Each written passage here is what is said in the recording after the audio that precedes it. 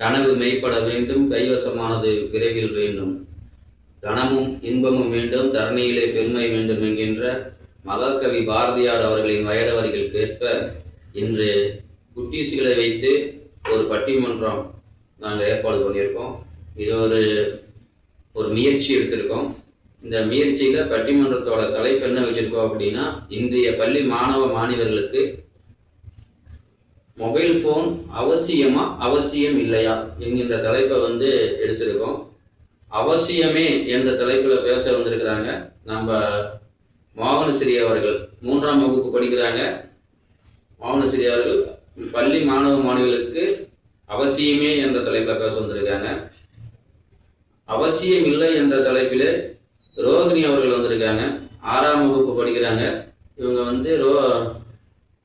அவசியம் இல்லை என்ற தலைப்பில் பேச வந்திருக்காங்க. இன்னைக்கு நாம் முன்னுரை வாசிக்க என்னன்னா, இப்போ பள்ளி மாணவ மாணவிகளுக்கு எதுக்கு மொபைல் ஃபோனு? நம்ம மொபைல் என்ன பண்ணுறோம்? நம்மளாம் படிக்கிற காலத்தில் மொபைல் நம்ம பார்த்ததே கிடையாது. ஆனால் இந்த காலத்தில் மொபைல் இல்லாமல் ஒன்றுமே இல்லை அப்படிங்கிற ஒரு சூழ்நிலை இருக்கிற பட்சத்தில் மொபைல் அவசியம் இல்லையுமாங்கிற ஒரு சூழ்நிலை வந்திருக்கு. இது நாம் பேசுகிறத விட அந்த மாணவர்களிடமே இந்த நம்ம தலைப்பை கொடுத்துருக்கோம். அவங்க என்ன பேசுகிறாங்கன்னு இன்றைக்கி நம்ம பார்ப்போம். இன்றைக்கி மொபைல் ஃபோன் அவசியம் இல்லை என்ற தலைப்பிலே பேச வரக்கூடிய ரோகிணி அவர்களை பேச வருமாறு அழைக்கின்றேன். வணக்கம். பள்ளி மாணவர்களுக்கு ஃபோன் முக்கியம் இல்லை. ஏன்னா ஃபோன்ல யூடியூப், இன்ஸ்டாகிராம், ஃபேஸ்புக், வாட்ஸ்அப் இப்படி எதேதோ வந்துருச்சு. நடுவர் அவர்களே அன்னைக்கு மோகனஸ்ரீ அவர்களை HTML அது கம்ப்யூட்டர் சம்மந்தப்பட்ட விஷயம், அதை பார்க்கலாம் ஃபோன்ல அப்படின்னு சொல்லிட்டு கூப்பிட்டேன். அதுக்கு இதெல்லாம் வேண்டாம் அப்படின்னு சொன்னாங்க. ஆனால் இதுக்கு பதிலாக ஃபோன்ல பார்பி ஷோ தமிழ்னு ஒன்று பார்ப்பாங்க. அது என்னங்க பார்பி ஷோங்கிறீங்க, யூடியூப்புங்கிறீங்க, ஃபேஸ்புக்குங்கிறீங்க. நீங்கள் 6ஆவது படிக்கிறதுலேயே எல்லா விஷயமும் ஃபோனில் என்னென்ன இருக்குன்னு தெரிஞ்சு வச்சுருக்கீங்க. நாங்கள்லாம் படிக்கிறப்ப ஃபோனே பார்க்க முடியாதுங்க. நாங்களாம் இப்போ ஒரு 10 வருஷ காலமாக தான் ஃபோனை மொபைல் ஃபோனே பார்த்துருக்கோம். ஆனால் நீங்கள் பிறந்ததுலேருந்தே ஃபோன் பார்த்துருக்கீங்க. சொல்லுங்கம்மா. அந்த வீடியோவெல்லாம் பார்க்கக்கூடாதுன்னு நான் சொல்லல. அதை எப்பயுமே பார்க்கறதுக்கு அதை நம்ம குறிப்பிட்ட டைமுக்கு பார்த்துட்டு இந்த மாதிரி நல்ல விஷயங்களை பார்த்தா அதுவும் நல்லது. ஆனா இதையும் எல்லாம் தாண்டக்கூடாது. அது நம்மளுக்கு நன்மை. அது மட்டுமா, போன் பார்த்தா கண்ணு கெடும், பல நோய்கள் வரும். இதுக்கு விளையாடலாம், வெளியே 4 இடத்துக்கு போயிட்டு கூட வரலாம். எங்கேயுமா போலான்னு திட்டம் போட்டிருக்கிறீங்க? இப்போ வெளியே போலான்னு பிளானிங் ஏதாவது வச்சிருக்கீங்களா? இல்ல அப்படியெல்லாம் இல்ல. ஏதோ டூர் போற அவசியமா இருக்குமா என்னமோ நீங்க அதை பட்டிமன்றத்துல பதிவு பண்றீங்க. சொல்லுங்க. உங்ககிட்ட ஒரு கேள்வி கேட்கிறேன். இப்ப இருக்கிற மனிதர்கள், அதாவது மனிதர்கள் வச்சுக்கலாம், பள்ளி மாணவர்கள் வேண்டாம், மனிதர்கள் பட்டன் போன் வச்சிருக்காங்களா இல்லைன்னா ஸ்மார்ட் போன் வச்சிருக்காங்களா?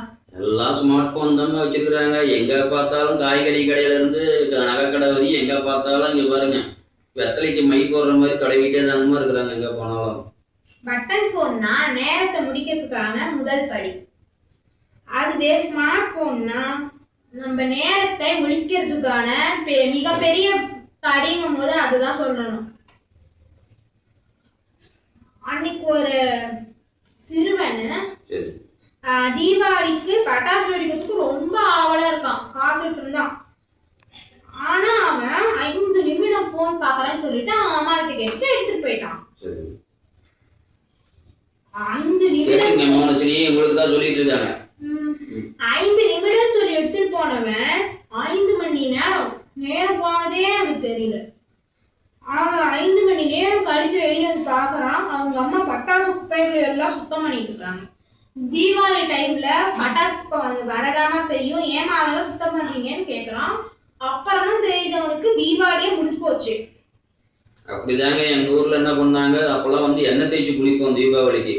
எண்ணெய் தேய்ச்சி குளிக்கிறப்ப குளிக்கிறதுக்குன்னு போனவரு எண்ணெய் தேய்ச்சி அந்த கலைப்புல பாத்ரூம்லேயே தூங்கிட்டாருங்க. தீபாவளி முடிஞ்ச வெளியே வந்தாரு. இப்ப நீங்க சொல்லங்காட்டி எனக்கு ஞாபகம் வருது. சொல்லுங்கம்மா.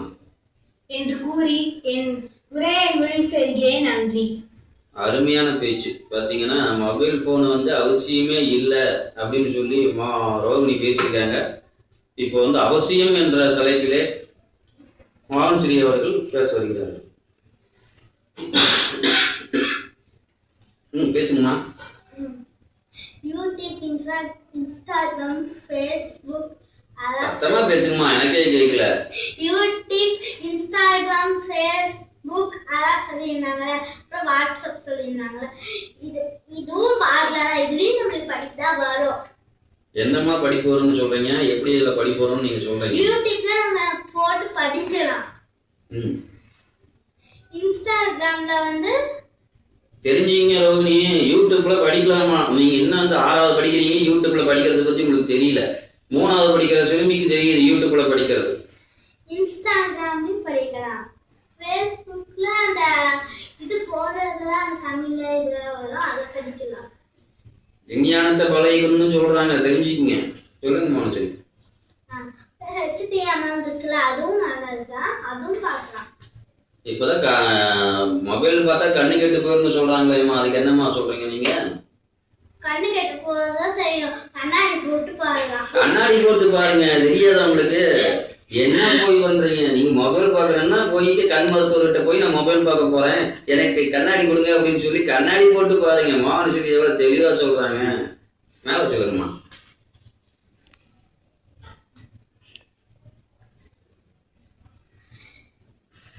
பட்டன் ஃபோன் வந்து பெரியவங்க தான் யூஸ் பண்ணுவாங்க, சின்னவங்களுக்கு யூஸ் பண்ணவே தெரியாது. பெரியவங்களுக்கு தான் யூஸ் பண்ண தெரியும். பாட்டி தாத்தா அந்த மாதிரி அவங்களுக்கு நிறைய யூஸ் பண்ண தெரியும். இந்த மாதிரினா அவங்களாம் வந்து ஐஃபோன் யூஸ் பண்ணுவாங்க. இந்த மாதிரி சில பேரும் பட்டன் ஃபோன் யூஸ் பண்ணுவாங்க. வாய்ப்பெடுத்து நன்றி விடுதல். இப்ப மோகன்ஸ்ரீ என்ன சொல்றாங்க அப்படின்னா, இன்னும் நீங்க பழைய புராணத்தையே பேசிட்டு இருக்காதீங்க, பட்டன் ஃபோன் பத்தியே சொல்லிட்டு இருக்காதீங்க. இன்னைக்கு வந்து பாத்தீங்க அப்படின்னா ஐபோன் வந்து பாத்தீங்கன்னா மாணவ மாணவிக்கு எல்லாருமே ஐபோன் தான் யூஸ் பண்றாங்க, ஸ்மார்ட் போன் தான் யூஸ் பண்றாங்க. ஸ்மார்ட் போன் அவசியம்னு சொல்லி பேசியிருக்காங்க. நன்றி, வாழ்த்துக்கள். ரொம்ப கோபமா பேசுனீங்க, நல்லா பேசுனீங்க. வாழ்த்துக்கள் மோகன்ஸ்ரீ அவர்களே. இப்போ நம்ம தீர்ப்பு சொல்ற இடத்துக்கு வந்தோம். இப்போ அவசியம்னு பேசிட்டாங்க, அவசியம் இல்லைன்னு பேசிட்டாங்க. இப்போ நம்ம தீர்ப்பு சொல்லணும். இப்போ நம்ம தீர்ப்பு சொல்றதுக்கு முன்னாடி வீடியோ பார்த்துட்டு இருக்கவங்களுக்கு நாங்கள் ஒரு கோரிக்கை வைக்கிறோம். அவசியம் இல்லை அப்படிங்கிறதுக்காக எங்களுடைய தரப்புல நாங்கள் வந்து விவாதம் வச்சிருக்கோம். இதுக்கு நீங்கள் வந்து எங்கள் கமெண்ட் பாக்ஸில் கமெண்ட் பண்ணுங்க. இப்போ நாம் தீர்ப்பு சொல்லலாம். தீர்ப்பு என்ன அப்படின்னா, இன்னைக்கு காலகட்டத்தில் மொபைல் ஃபோன் அவசியமே அப்படின்னு பேசியிருக்காங்க. அதே நம்ம மோகன்ஸ்ரீ எப்படி அவசியம் நம்ம தெரிஞ்சுக்கணும் இல்லையா? நம்ம வெறுமனா நம்ம தீர்ப்பு சொல்ல முடியாது. எப்படி அவசியம்? இன்னைக்கு நம்ம ஒரு ஸ்கூலுக்கு போகிறோம், ஒரு வீட்டு பாடத்தை நமக்கு வந்து மொபைல் மூலியமாக தான் நமக்கு அனுப்பிச்சி விடுறாங்க. அதை பார்த்து தான் நம்ம படிக்கிறோம். அது இல்லாமல் நம்ம எப்படி இந்த காலத்தில் படிக்கிறது அப்படின்னு கேட்குறாங்க. அப்படிதான் இப்போ 2 நாளைக்கு முன்னாடி லேட்டாக போயிட்டாங்க. 8:50 ஸ்கூலுக்குள்ளே இருக்கணும், 51 ஆயிடுச்சு. உடனே வந்து மோகன்ஸ்ரீ 1 நிமிடம் லேட்டாக வந்தாங்க அப்படின்னு சொல்லிட்டு எங்களுக்கு வாட்ஸ்அப்பில் மெசேஜ் வந்துருச்சு. அதுபோல் இந்த காலகட்டத்தில் உடனே தகவல் கொடுக்குறாங்க. கொஞ்ச நேரம் வகுப்பறையில் தூங்கிட்டாங்களாமாங்க மோகன்ஸ்ரீ, அதையெல்லாம் வந்து நம்மளுடைய மெசேஜ் பண்ணிட்டாங்க. ஸ்லீப்பிங் மோகன்ஸ்ரீ அப்படின்னு சொல்லி மெசேஜ் வந்துருச்சு. அந்த மாதிரி அங்கே வகுப்பறையில் என்ன நடக்குது அப்படிங்கிறத உடனுக்குடன் நமக்கு அப்டேட் பண்ணிட்டு இருக்காங்க. அதுக்கு வந்து தேவைதான் அப்படின்னு சொல்லி மோகன்ஸ்ரீ சொல்றாங்க. கரெக்டு தான். இன்னைக்கு ப்ராஜெக்ட் எடுத்தோம்னா இன்னைக்கு யூடியூப்ல போய் நம்ம என்ன படிக்கிறோம், என்ன தேவை அப்படிங்கிறது நல்ல விஷயங்களை வந்து தேடி எடுத்து பண்றதுல வந்து ரொம்ப முக்கியம் அப்படின்னு சொல்லியிருக்காங்க. கரெக்டு. இப்போ ரோகிணி என்ன சொல்றாங்க அப்படின்னா, ரோகிணி வந்து எதுக்கு நமக்கு வந்து இப்போ நம்ம வந்து மொபைல் ஃபோன் வராதுக்கு முன்னாடி யாருமே படிச்சு டாக்டர் ஆகலையா, வக்கீல் ஆகலையா, பெரிய பெரிய பதவிகளுக்குலாம் போகலையா? இன்னைக்கு இருக்கக்கூடிய அனைத்து அதிகாரிகளுமே வந்து 90 கிட்ஸ் தான் இருக்காங்க. அவங்களா வந்து பார்த்தீங்கன்னா எந்த காலத்துல வந்து அவங்க மொபைல் வச்சு படிச்சாங்க?